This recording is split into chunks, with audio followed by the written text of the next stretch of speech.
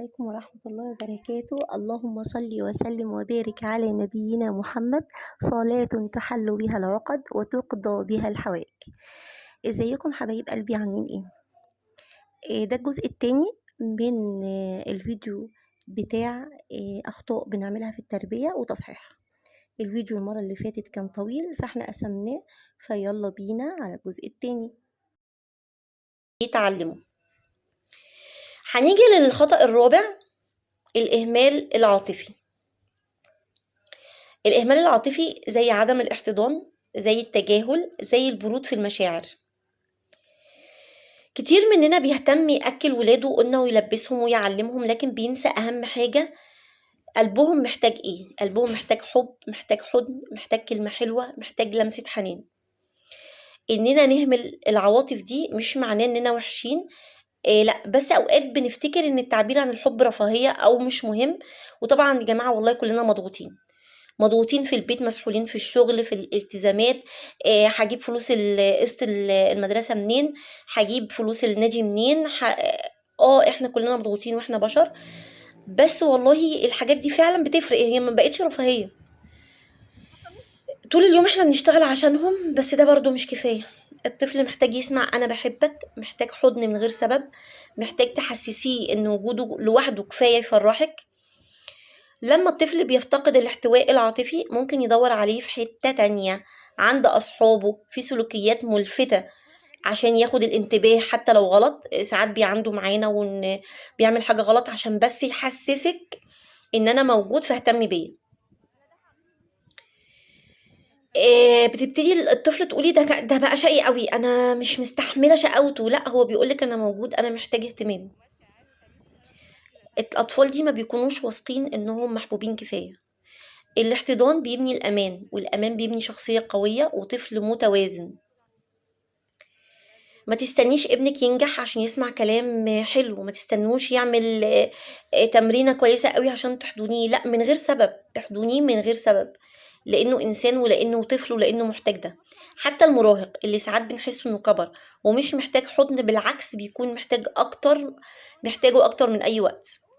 كلمة انا فخورة بيك، كلمة وحشتيني، كلمة انا بحبك، ده مش كلمات ضعيفة، دي كلمات قوية بتقوي الطفل من جواه.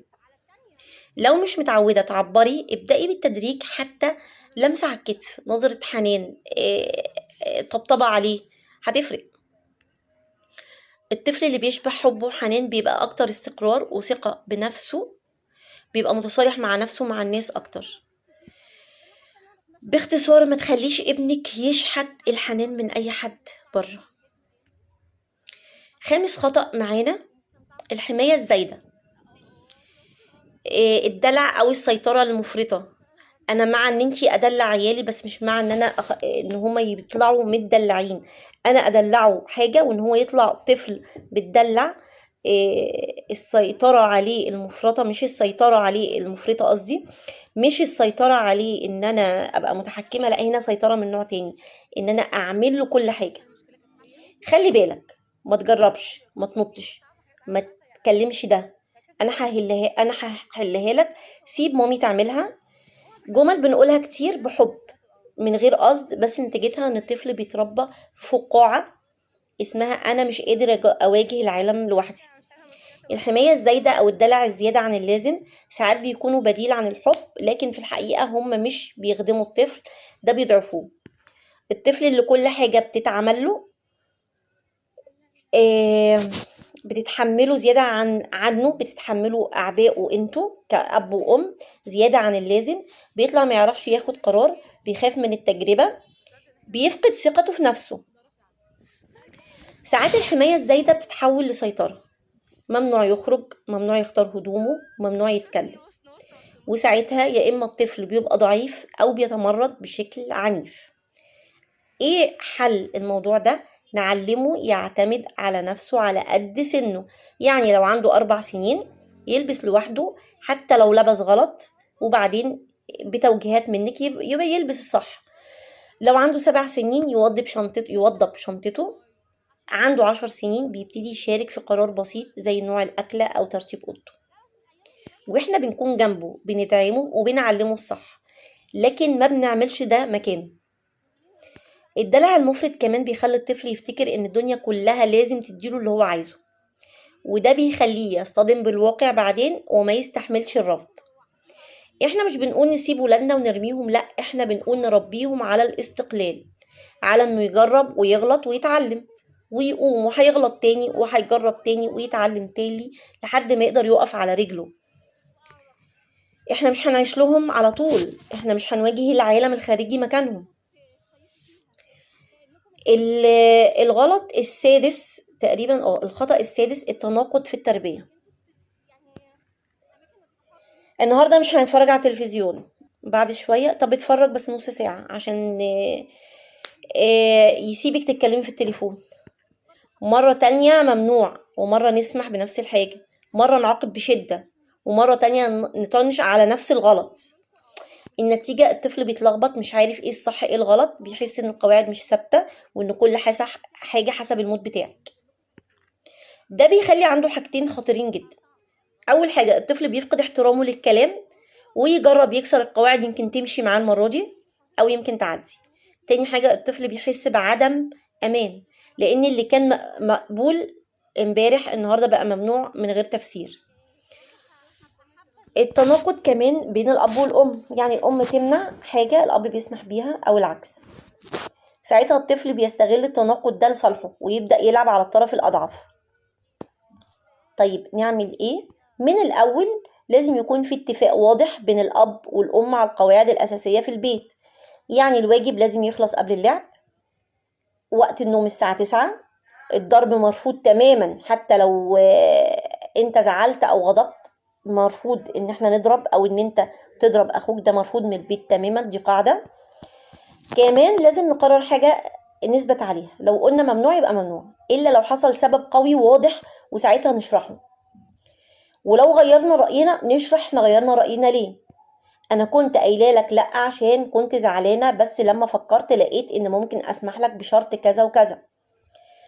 القاعدة مش القاعدة يعني اللي انت هتحطها مش لازم تبقى جامدة، بس يكون في وضوح واستقرار في القوانين. الأطفال بتحب التكرار والروتين لأن ده بيخليهم يحسوا بالأمان، والتناقض بيهز ده تماما. باختصار خلي كلامك واحد وثابت ومفهوم. آخر خطأ معانا هو غياب القواعد الواضحة والتربية بدون نظام. يصحى امتى، يذاكر امتى، ياكل ايه، ينام فين. لما البيت ما يكونش فيه نظام الطفل بيحس انه تايه، مش عارف ايه المتوقع منه ولا ايه المسموح بيه ولا ايه الممنوع. غياب القواعد بيخلي الطفل اما يتصرف بعشوائية او يبقى دايما متوتر لانه خايف يغلط من غير ما يعرف. الطفل محتاج وخاصة معلش كده، وخاصة لما يكون فعلا الاب او الام عندهم نوع من العصبية، فالطفل مش عارف امتى ممكن المرض يطلع من الام وينفجر فيه. الطفل محتاج يا جماعة روتين، محتاج يعرف حدود واضحة، مش عشان نتحكم فيه، لا عشان نساعده يفهم الحياة. القواعد مش لازم تكون كتيرة، مش لازم تكون مش لازم تكون كتير، بس لازم تكون واضحة ومفهومة. وقت النوم الساعة 9، المذاكرة قبل الموبايل، الأكل على السفرة مش قدام التلفزيون. ومهم كمان نشرح له القواعد، مش نرميها عليه وخلاص.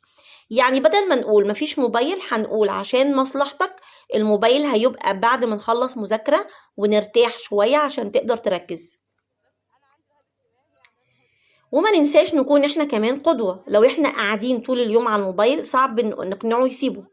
لو احنا ما بنحترمش مواعيدنا مش هنقدر نعلمه قيمة الوقت. كمان النظام مش معناه قسوة، النظام ممكن يبقى بحنية. يلا يا حبيبي نوضب السرير سوا، يلا نرتب الشنطة ونختار لبس بكرة. الروتين مش بيخنق الطفل، ده بيريحه لانه عارف ايه اللي هيحصل وايه اللي المطلوب منه. ولما يشارك في وضع بعض القواعد حسب سنه هيحس انه جزء من المنظومة مش مجرد منفذ للأوامر. القواعد بتعلم الطفل يتحمل المسؤولية وبتبني احترامه للوقت وللناس. فكري كده، هل بيتك فيه جدول واضح ولا لا وكلها كده ماشية بالبركة؟ صدقيني الفرق هيبان بسرعة لو بدأنا من النهاردة. في الآخر لازم نعرف ان التربية مش عملية مثالية، كلنا بنغلط ونتعلم، بس الأهم اننا نكون بنحاول، بنلاحظ، بنراجع نفسنا ونغير لما نلاقي ان في حاجة مش ماشية صح. ولادنا مش محتاجين أهل كاملين، محتاجين أهل يحبوهم وبيطوروا نفسهم باستمرار وبيحتوهم. وافتكري دايما كل تصرف صغير منك بيأثر على ابنك تأثير كبير. شوية حب، شوية وضوح، قواعد ثابتة، تربية بقلب واعي. ربنا يرزقنا الحكمة والصبر ويبارك لنا في أولادنا ويجعلهم يا رب قرة عين لينا في الدنيا والآخرة. شكرا لوقتكم. لو وصلتوا لحد هنا ما تبخلوش عليا بالاشتراك في القناة، بكومنت حلو زيكم، بشير ولايك للفيديو لو عجبكم. وشكرا ليكم، والسلام عليكم ورحمة الله وبركاته.